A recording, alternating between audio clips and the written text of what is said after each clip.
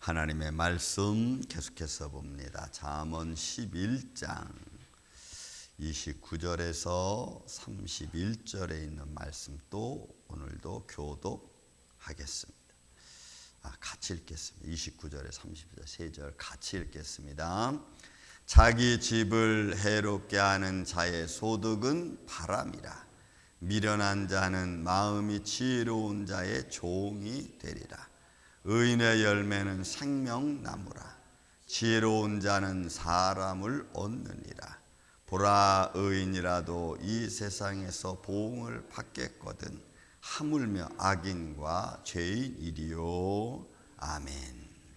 자, 오늘 말씀도 이제 앞절에 나와 있는 말씀을 한 절 한 절 속에 주어지는 교훈이 있다면 오늘도 사실 29절부터 32절까지는 내가 믿음의 사람으로 살아가는 데 있어서 내게 주어진 삶을 통하여 또 내게 주어진 달란트를 통하여 어떤 영향을 미치고 또 그렇게 수고하는 자에게 하나님 어떤 축복을 주시는가라는 말씀으로 되어져 있는 교훈의 시입니다. 자, 말씀을 보겠습니다.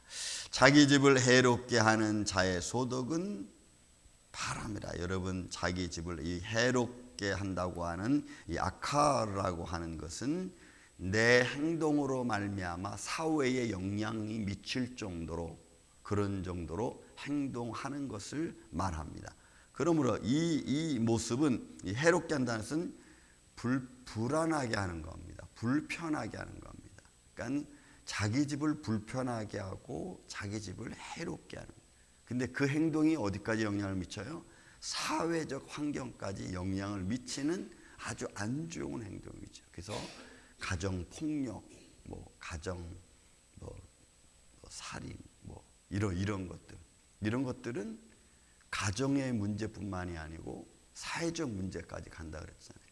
제가 그저께 말씀드렸나요? 어제 수요일 날 말씀드렸나요? 여러분, 이제 수사 일정이라고 하는 한국 무슨 프로그램이 있는데 정말 제가 기겁할 정도로 엄청난, 말로 형용할 수 없는 가정 폭력인데 남편이 아내를 너무 폭력을 하는 거예요. 근데 폭력을 하고 그로 말미암아 아내가 심신세약증에 걸렸어요. 그런 심신세약증에 걸린 그 여인의 또 자기의 욕구를 충족해야 되니까 여러분 12살 먹은 딸부터 15년 동안 또 성폭행도 했어요. 이거는 이제 더 이상 의와 사랑 이런 게 존재하는 세상이 아닙니다. 가정이 풍지박살났어요. 근데 그걸 또 더 가정이 무너질까 봐 또 말도 못했어요. 여러분, 이게 15년 동안 어린 딸은 어린 딸대로 망가지고 그리고 가정은 가정대로 파괴되어지고 아들은 또 그 말도 못하고 세상에 여러분 이게 가정입니까? 근데 이것도 여러분 그래도 그 딸이 간신히 나와서 동생하고 있으면서 이게 그 딸이 너무 힘드니까 변호사한테 이름을 하는 순간 이게 드러난 거지. 이게 비단 한국뿐이겠어요. 인도나 중국 같은 데는 그 시골 마을에 사는 아이들은 여자아이들은 다 여러분 팔려나가잖아. 임신매매가 이제는 이게 더 이상 이제는 가정이 아니고 자기들의 욕망을 취하는 장소가 돼버리고 말았어. 사회 이슈가 되고 가정 폭력은 이제는 비일비재한 자녀가 부모를 죽이질 않냐, 부모가 자녀를 이제 원수가 정말 다른 사람이 아니라 내 가정 식구가 될 수 가장 가까이 있는 사람. 이게 영적으로 살리기도 힘든 세상이 영적인 것은 고사하고 육적인 면에서도 막 엄청난 사건이 벌어지는. 그러니 이런 자기 집을 해롭게 하는 자의 소득, 거기에 무슨 소득이 무슨 의미가 있겠어요? 또 그나마 조금 있는 소득으로 쥐락펴락하자. 그러니 그 영향은 끝도 한도 없어요.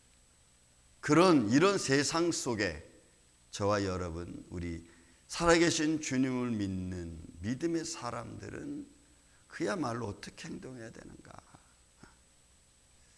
그리고 어떤 빛을 발해야 되는가? 교회도 여러분 똑같습니다. 교회도 사랑과 진실과 정말 섬김이 있는 살아계신 하나님을 증거하는 교회여야 되는데, 사회의 어떤 그 외적인 모습만 증거하려고 하면은 글쎄 앞으로 교회가 얼마나 갈 수 있을는지 정말 막 자꾸 보면 볼수록 암담한 현실만 보일 뿐입니다. 여러분들의 가정에는 살아계신 예수 그리스도의 말씀이 살아있는 가정 되기를 저는 주님의 이름으로 축원을 드립니다. 그래서 가정이 세워지고 믿음이 세워지고 이제는 너와 나와의 관계도 세워져야죠. 언제까지 불편한 모습으로 우리가 평생을 가겠어요? 예수님 믿는 모습을 좀 가집시다. 우리가 그래야만이 뭐가 조금은 달라져도 달라지지 않겠어요? 또 미련한 자는 마음이 지혜로운 자의 종. 여러분 좋은 그냥 종입니다. 그야말로. 그러니까 미련한 자 에윌이라고 하는 이 미련한 것은 도덕적으로 항상 나쁜 그 어리석음을 말해요. 여기서의. 그냥 도덕적이고 윤리적으로 항상 나쁘고 안 좋은 그런 모습을 가진 사람들은, 그런 삶의 모습에 영향 속에 있는 사람들은 결국 지혜로운 자예요. 여러분 현명하게 판단하고 그리고 그것을 리더해가는 자의 종일 수밖에 없는 거죠. 그래서 여러분 우리는 정말 지혜로움이 필요해요. 상황마다 내가 어떤 결정을 내리고 무엇을 선택하고 내가 어디에 헌신하고 어떤 모습을 드러내냐는 매 순간 나타나는 일들 중에 하나입니다. 사람과의 대화 속에서도 어떤 자세를 가지고 대화를 하느냐에 따라 여러분 또 결과도 너무 많이 달라져요. 항상 나는 유익을 취해야 돼 라고 하는 입장이 있으면요, 나는 항상 수고했으니까 일을 취해야 돼, 어떤 상황에서 나는 이익되는 삶을 살아야 돼 라고 하는 생각을 가진 사람들하고 저렇게 대화를 해보면 절대로 배려하지 않아요. 상대방을 절대로 배려하지 않아요. 그러니까 우리가 믿음의 사람이 믿음을 증거하는 것은 꼭 큰 일만 해야지 증거하는 게 아니고, 그 사사로운 아주 작은 일들 속에서 어떤 삶의 태도를 취하고 말을 하고 어떤 인상을 짓고 어떤 행동을 보이느냐가 여러분 다 포함돼요. 그런 것들이 훨씬 더 크다는 이야기죠. 저 얼마 전에 말씀드렸죠. 누구하고 이제 이야기를 나누는데, 나도 이렇게 해서 이만큼 잘못했고 또 당신도 좀 이랬으니까 좀 서로 이렇게 좀 양보하면 안 되겠습니까? 했더니 그러면 저희가 손해인데요, 이렇게 말을 해요. 그래서 알겠습니다, 그렇게 하십시오. 여러분 절대로 우리는 양보를 안 해요. 내 수고는 반드시 이득을 남겨야 된다는 생각에 들어있으면 거기에는 더 이상 대화라는 게 존재하지 않습니다. 그러니 우리는 대화할 때 항상 내가 얼마큼은 양보할 수 있다라고 하는 생각을 갖고 대화를 하면은, 그러면 대화가 쉽게 갈 수 있겠죠. 일단 자기 집을 해롭게 하는 자의 소득은 바람입니다. 있을 수 없어요. 그냥 어디로 왔다 어디로 가는지도 모르고, 그리고 그 일로 인하여 어디까지 영향을 미칠지도 모르는 그런 미련함 속을 가지고 우리가 살아간다. 그러니까 항상 이 미련한 자는 항상 다툼을 일으키는, 이 에윌이라는 말이 그런 말이에요. 항상 다툼을 일으키는 자의 모습, 그게 미련한 자로 표현하는. 저는 여러분들의 삶 속에 다툼보다는 사랑과 헌신이 먼저 되어지기를 주의 이름으로 축원을 드립니다. 여러분들의 작은 수고 하나가 빛을 발하고 그 작은 수고가 나한테 돌아올 때는 어떤 큰 은혜로 돌아올지를 아무도 몰라. 그 작은 수고가 죽어가는 영혼을 살릴 수도 있고요, 좌절에 빠져있는 자를 힘있게 할 수도 있어요. 저는 여러분들 입술이 그런 아름답고 복된 입술이 또한 되기를 주의 이름으로 다시 한번 축원을 드립니다. 의인의 열매는 생명나무라 지혜로운 자는 사람을 얻느니라. 여러분, 이 생명 하이라고 하는 단어는 하야라고 하는 무엇이 있다, 존재하다라고 하는 데서 나온 겁니다. 그러니까 여기는 하나님의 말씀의 근거에서, 창조의 근거에서 나온 하야라고 하는 단어에서 나온 거니까 이거는 생명적 존재를 말하는 거예요. 그러니까 의인의 열매는 그의 남아있는 삶의 결과들은 마치 생명과 살아있는 것과 같은 거예요. 그러니 내 말이 또 내가 살아있는 내 삶의 모습들이 존재하는 것으로 나타나면 얼마나 아름답겠어요. 여러분, 지금 우리가 하는 말은 보이지 않습니다. 근데 제가 한참 전에 얘기했죠. 아주 오래전에, 제가 너무 오래돼서 MIT에서 여러분 뭘 찾으려고 했냐면 사람들이 한 말이 아마 공간 어디엔가는 있을 거다. 그래서 그 사람의 음성의 그 파장을 조사를 해서 찾아서 그것을 공간에 이렇게 전파를 보내보는 거예요.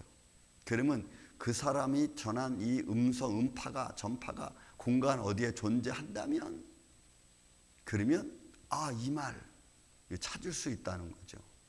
저는 그 말을 듣는 순간 너무 놀랐어요. 정말 놀랐어요. 소스라치게 놀랐어.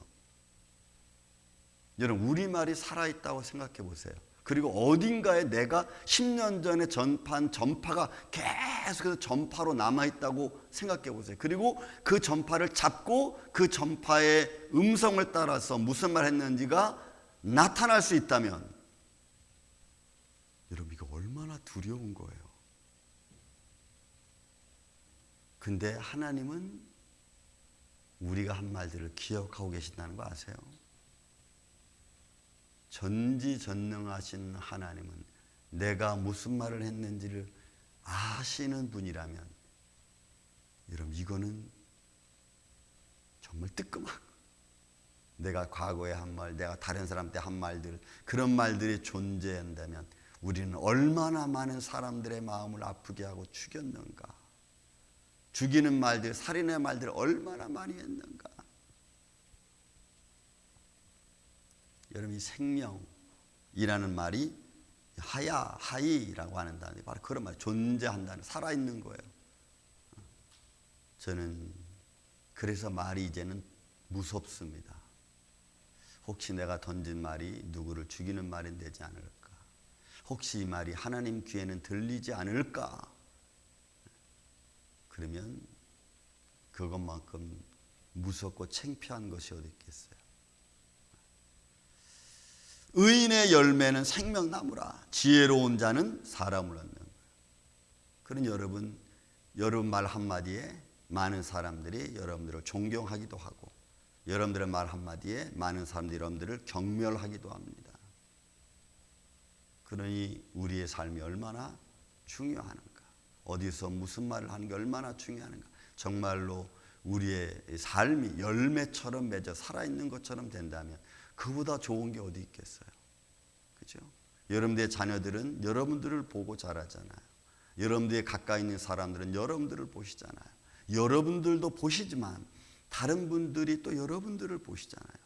그러니 나도 보고 내가 본 대로만 이야기할 것이 아니고, 그죠? 때로는 좀 감추기도 하고 하지 말아야 되기도 하고. 왜요? 내가 보여준 내 삶도 누군가의 입에서는 그렇게 나타나기 때문에 그렇죠. 30절 말합니다. 보라, 의인이라도 이 세상에서 보응을 받게. 이 보응이라는 말은 원래는 좋은 의미입니다. 샬람이라는 말로 배상받는 겁니다. 배상받는. 그리고 좀 더 좋은 의미로는 완전하게 회복되어지는 걸 말해. 그러니까 의인이 이 세상에서 회복되어지는 게 당연한 겁니다. 그러니까 의인은 이 세상에서 배상을 받겠거든, 이러는 거야. 그러니까 배상을 받는다는 것은 반드시 의인의 행동에 따라 뭔가가 주어진다는 거죠. 그러면 죄인은 안 그렇겠냐? 죄인도 뭔가가 그에게 주어진다는 거야. 그런데 죄인에게는 뭐가 주어져요? 그에게는 악과 죄인, 그들에게는 심판이 정해지는 거예요. 그러니 의인이 상을 받는 것처럼 죄인도 뭔가를 받는다는 거예요.